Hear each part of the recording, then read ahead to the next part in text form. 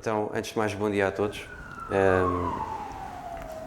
Calhou-me a minha responsabilidade hoje de vos transmitir a Palavra de Deus e aquilo que eu vos quero falar hoje é algo que é muito simples, nós ouvimos falar muitas vezes e tem-me vindo à cabeça algumas vezes falar sobre este tema por vários motivos, mas nunca é demais nós ouvirmos falar acerca da Palavra de Deus, mesmo sendo algo tão simples, porque é segurança para nós.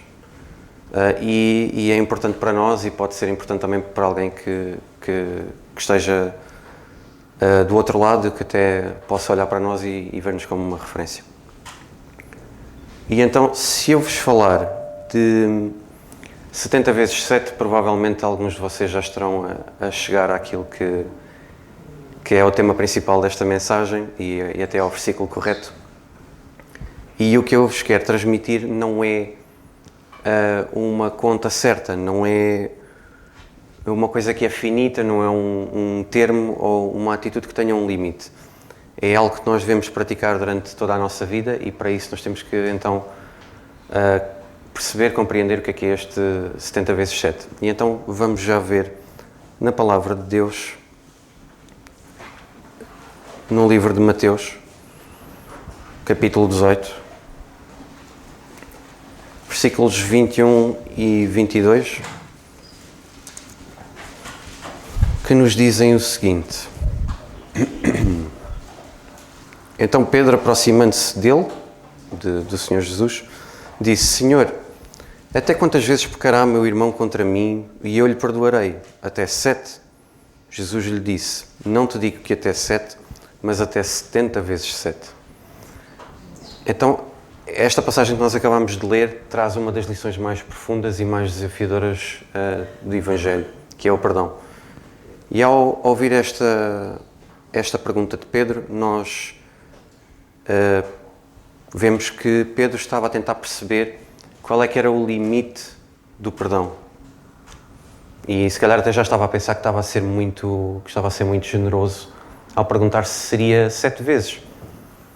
Mas o Senhor Jesus ampliou essa visão e mostrou que o perdão não tem limites. E é importante referir que, nesta altura, os rabinos ensinavam, segundo a lei judaica, que o perdão deveria ser dado até 3 vezes. E também há uma passagem em Lucas 17, que eu vou citar, em que Jesus nos diz: e se pecar contra ti 7 vezes no dia, e 7 vezes no dia vier ter contigo, dizendo arrependo-me, perdoa-lhe. Portanto, Pedro aqui ao sugerir as 7 vezes, se calhar pensava que estava a ser muito generoso, mas Jesus ensina que o padrão, o perdão de Deus vai muito mais além disso, é 70 vezes 7. 70 vezes 7 são já agora 490, não sei se já estavam a fazer contas de cabeça, mas vamos então ver se são mesmo estas 490 vezes que nós devemos perdoar ou não. E nós vamos refletir um pouco sobre o perdão aqui em 3 aspectos. O perdão em si. Vamos também ver um pouco do impacto que ele tem nas nossas vidas e nos outros. E depois eu também vou dar 2 exemplos rápidos sobre isto mesmo. Então, começando primeiro por perceber o que é o perdão em si. E na perspectiva bíblica, o perdão não é esquecer ou ignorar um erro, até porque nesta passagem que nós lemos de Lucas 17, antes deste versículo que eu li, do versículo 4, nós somos exortados a repreender um irmão que cometa um erro contra nós, mas o perdão é uma escolha de graça. É uma escolha que liberta o outro de uma dívida moral ou uma dívida emocional que ele tenha contra nós. E logo a seguir a esta passagem de Mateus 18, onde nós estamos, a passagem principal deste pensamento, nós temos uma parábola contada pelo Senhor Jesus Cristo. E então vamos ver essa mesma parábola, no versículo 23. Por isso o reino dos céus pode comparar-se a um certo rei que quis fazer contas com os seus servos. E começando a fazer contas, foi-lhe apresentado um que devia 10.000 talentos. E não tendo ele com que pagar, o seu senhor mandou que ele e sua mulher e seus filhos fossem vendidos, com tudo quanto tinha, para que a dívida se lhe pagasse. Então aquele servo, prostrando-se, o reverenciava, dizendo: Senhor, seja generoso para comigo e tudo te pagarei. Então o senhor daquele servo, movido de íntima compaixão, soltou-o e perdoou-lhe a dívida. Saindo, porém, aquele servo, encontrou um dos seus conservos que lhe devia 100 dinheiros e, lançando mão nele, sufocava-o, dizendo: Paga-me o que me deves. Então o seu companheiro, prostrando-se aos seus pés, rogava-lhe, dizendo: Seja generoso para comigo e tudo te pagarei. Ele, porém, não quis, antes foi encerrá-lo na prisão, até que pagasse a dívida. Vendo depois os seus conservos o que acontecia, contristaram-se muito e foram declarar ao seu senhor tudo o que se passara. Então o seu senhor, chamando-o à sua presença, disse-lhe: Servo malvado, perdoei-te toda aquela dívida porque me suplicaste. Não devias tu igualmente ter compaixão do teu companheiro, como eu também tive misericórdia de ti? E até aqui a leitura da palavra. Portanto, nesta parábola nós vemos que há um rei que tem um servo que lhe deve uma quantia muito grande, muito alta, que são 10.000 talentos. E para nós termos uma pequena noção, um talento nesta altura corresponderia sensivelmente a perto de 59 kg de ouro ou prata. Aqui não especifica se é ouro ou prata, os valores são diferentes, mas seria aproximadamente 59 kg de ouro ou prata. Agora, multiplicando isto por 10.000, isto dá muita tonelada de ouro ou prata. Portanto, é um valor mesmo muito alto. Portanto, seria impossível este servo conseguir pagar esta dívida que ele tinha ao rei. Mas o rei demonstrou imensa compaixão e perdoou. E assim que este servo saiu da presença do rei, o que é que ele fez? Ele encontrou o seu conservo, que lhe devia 100 dinheiros. E eu aqui também fui procurar. 100 dinheiros aqui, o dinheiro era à altura era a mesma coisa que denário, um denário. E um denário correspondia a um dia de salário, de um dia de trabalho. Portanto, aqui 100 dinheiros seria 100 denários, ou seja, 100 dias de trabalho, que é uma quantia infimamente mais pequena do que não sei quantas toneladas de ouro e prata, não é? E este servo não perdoou esta dívida infimamente mais pequena do que aquela que o rei lhe tinha perdoado a ele mesmo. Então, olhando para este exemplo desta parábola, podemos ver aqui duas questões. Em primeiro lugar, podemos ver que o perdão é muito mais valioso do que 10.000 talentos. O Senhor Jesus utilizou esta quantia mesmo exorbitante de propósito, certamente para nós não termos a tendência que seria uma coisa possível de se fazer, pagar uma dívida tão alta como esta. Mas o Senhor disse-o numa ótica pessoal, numa ótica espiritual, de forma a que nós pensássemos realmente no significado do perdão e que olhássemos para o exemplo da dívida do ser humano para com Deus, que nós sabemos que é a dívida mais alta que existe no mundo, que é o pecado, e essa dívida já foi paga pelo Senhor Jesus Cristo. Por outro lado, ao ver esta parábola, também podemos ver que este servo foi perdoado e não perdoou o seu conservo, ou seja, não foi verdadeiramente transformado pelo exemplo de perdão do seu rei. Não o entendeu, digamos assim. E aqui também podemos ver que quem não entende verdadeiramente o perdão de Deus também não vai conseguir perdoar e vai colocar-se a jeito para o juízo de Deus. Então, o perdão não é só receber, o perdão é também dar. E nós somos exortados a perdoar não de uma forma contada, não de uma forma limitada, porque quando Jesus falou em 70 vezes 7, não se estava a referir a 490, não se estava a referir a um número limitado, mas estava a referir-se a um modo de vida contínuo.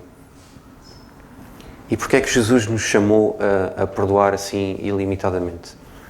O perdão não é apenas uma graça para quem o recebe, o perdão também é graça para quem o dá, para quem o oferece. E Ele livra-nos de uma prisão, de uma amargura, dá-nos paz que nós necessitamos.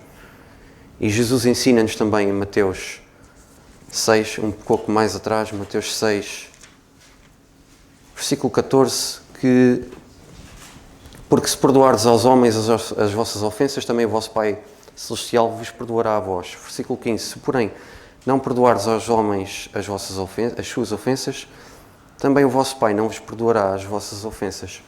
Lá está, nós vamos passar pelo juízo de Deus e é bom que sejamos encontrados, primeiramente, perdoados, tendo Cristo na nossa vida, mas também é bom sermos achados perdoadores. Portanto, a matemática 60 vezes 7 não se refere a uma contagem certa, literal, mas a um estilo de vida. E para termos uma noção, se nós perdoássemos uma vez por semana, o que é irrealista, nós levaríamos 9 anos e meio a chegar aos 490. E se pensarmos na quantidade de vezes, todos os dias, que alguém nos diz algo ou faz algo que nos deixa desanimados, que nos entristece, sempre que alguém peca contra nós, já imaginaram diariamente a quantidade de vezes que isto acontece? Isto não levaria tempo nenhum a chegar aos 490, portanto, aqui percebemos perfeitamente que não faz sentido ser uma coisa certa, limitada. Jesus não se estava a referir a um número finito, mas a uma prática constante, certo? E então agora, como eu tinha referido, o perdão traz-nos paz, liberta-nos, tem o poder de restaurar e ele cura feridas profundas e resolve problemas que nós julgávamos ser impossíveis de resolver. Não é fácil, não é imediato, pode não ser, mas Deus também não é um Deus de imediatos, mas Ele também não é um Deus de desistir. Portanto, se nós ainda não encontrarmos espaço no nosso coração para perdoar alguém, pensemos em Deus. Pensemos que o que é que Deus deve sentir cada vez que nós pecamos contra Ele e Ele perdoa-nos. E ao perdoar-nos, Ele está à espera que nós façamos o mesmo. E Ele olha para nós e vê que nós não fazemos o mesmo ao nosso irmão. Como é que Deus se deve sentir? Pensemos nisso. E então qual será a atitude que nós devemos ter ao perdoar? Nós não podemos dizer, por exemplo, eu perdoo, mas eu não esqueço, não é? E guardar rancor, guardar amargura no nosso coração. Nós não devemos fazê-lo. Devemos fazê-lo sinceramente, devemos fazê-lo honestamente. Devemos reconhecer que nós também precisamos do mesmo perdão, muitas vezes. E nós libertamos assim tanto a outra pessoa como a nós próprios do fardo que é carregar este sentimento e esta amargura no nosso coração. E da mesma forma que ao sermos perdoados também não podemos banalizar o perdão com um pensamento do género, ele não há problema, eu posso fazer porque ele vai me perdoar, portanto não há problema. Não podemos fazê-lo dessa forma, devemos demonstrar arrependimento, e demonstrar arrependimento é mudar de atitude. É mudar de atitude, demonstrando um arrependimento genuíno, e é não ferir a confiança do nosso próximo. E nós podemos pensar que o perdão é a expressão prática do amor. Jesus deixou-nos um mandamento, o mandamento do amor, não é? Amar a Deus e amar ao nosso próximo, que isto está em Mateus 22 também. E o próprio apóstolo Paulo também afirma em 1 Coríntios 13, eu sou suspeito aqui porque foi o tema do meu casamento, em que o apóstolo Paulo também refere que o amor não guarda rancor. Portanto, aqui também reforça que perdoar é essencial para quem vive o amor de Cristo, não é? Portanto, amar e perdoar são inseparáveis. Não há amor verdadeiro sem um perdão constante e sincero. E nós temos um exemplo tão grande que é o amor do nosso Deus. Deus, o Criador de todas as coisas, que não precisa de nós literalmente para nada, não depende de nós em nada, e Ele derrama o seu perdão sobre nós como seus filhos. E Ele não guarda as nossas ofensas. E se este mesmo Deus faz isto, não guarda as nossas ofensas e perdoa-nos, Como é que nós podemos perdoar, como é que nós podemos negar também o nosso perdão aos outros, certo? E então queria deixar-vos então 2 exemplos. O primeiro exemplo bíblico e um exemplo também fora da Bíblia. Exemplo bíblico foi o primeiro que me veio à mente porque é aquele que eu mais conheço, que é o exemplo de José, né? Nós sabemos a história de José, que foi vendido pelos irmãos e tinha todo o direito, tinha tudo a favor dele para que ele não tivesse que demonstrar o amor que demonstrou e perdoar os irmãos. Mas ele demonstrou amor, derramou o seu perdão sobre os seus irmãos, e esta atitude não só retirou um fardo enorme de cima dos ombros dos irmãos, porque nós sabemos pela história deles que eles estavam verdadeiramente arrependidos, mas também reaproximou a família, incluindo o seu pai, Jacó. E esta atitude de José também garantiu a sobrevivência da linhagem de Jacó, porque ele acabou por conseguir ajudar a sua família. E nós sabemos que esta linhagem de Jacó depois viria mais tarde a dar a geração mesmo ao próprio Senhor Jesus Cristo. E depois também encontrei um exemplo fora da Bíblia. Eu já tinha visto um documentário há uns tempos, na altura da Segunda Guerra Mundial, dos tribunais que houveram, os julgamentos que houveram de alguns guardas dos campos de concentração, e houve um que me impactou bastante, de um guarda que chorava muito e lamentava muito e pediu perdão em tribunal. A maior parte das pessoas muitas pessoas já tinham morrido, porque muitos dos guardas também eram muito novos na altura.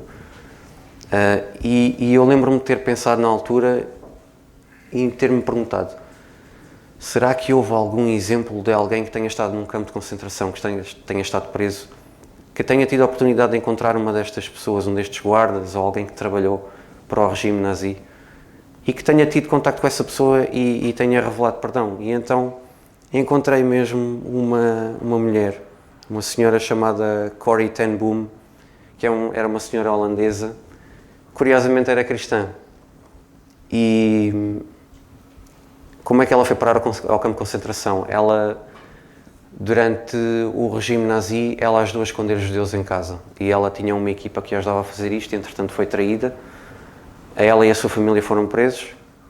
Os pais morreram pouco tempo depois. E ela foi enviada para um campo de concentração com a irmã, mais nova. A irmã depois acabou por, devido a alguns maus tratos, acabou por ser morta. E até uma das frases que a irmã, esta senhora Corrie ten Boom, registou tudo isto na biografia que ela escreveu, que depois também deu origem a um filme. E ela registrou uma frase que foi das últimas coisas que a irmã lhe disse. E a irmã disse-lhe o seguinte: não há abismo tão profundo que o amor de Deus não seja ainda mais profundo. E esta senhora, a Corrie, depois de ter sido do campo de concentração, depois de ter sido liberta, procurou um dos guardas que esteve no campo de concentração onde ela esteve presa e falou com ele, e com o amor de Deus ela conseguiu perdoar esse guarda. E ela refere no livro que escreveu, na biografia, que este momento em que ela perdoou, ela segurou nas mãos daquele guarda e disse que o perdoava, foi um momento em que ela sentiu o amor de Deus como nunca tinha sentido antes. E então ela, após isto, tentou procurar outras pessoas que tivessem passado pela mesma experiência, que tivessem estado presas nos campos de concentração, tivessem tido contacto com guardas ou alguém que tenha trabalhado no regime nazi.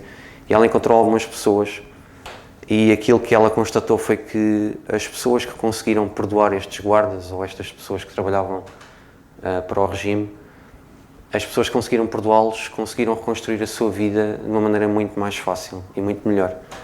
Então, este exemplo leva-nos a perceber mesmo que o perdão transforma não apenas a nossa vida, mas também pode transformar a vida daqueles ao nosso redor.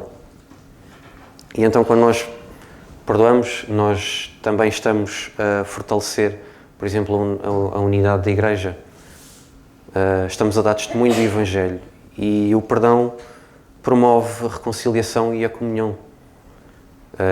reflete o amor de Deus. E para os descrentes, o perdão é uma demonstração prática do Evangelho, porque ele ilumina o coração daqueles que desconhecem, daqueles que observam, que estão do lado de fora, e inspira-os a buscar a graça redentora de Cristo.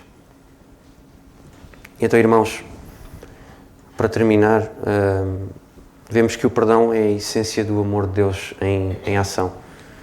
E Ele chama-nos a perdoar não porque seja fácil, mas porque é muito importante para a nossa vida espiritual.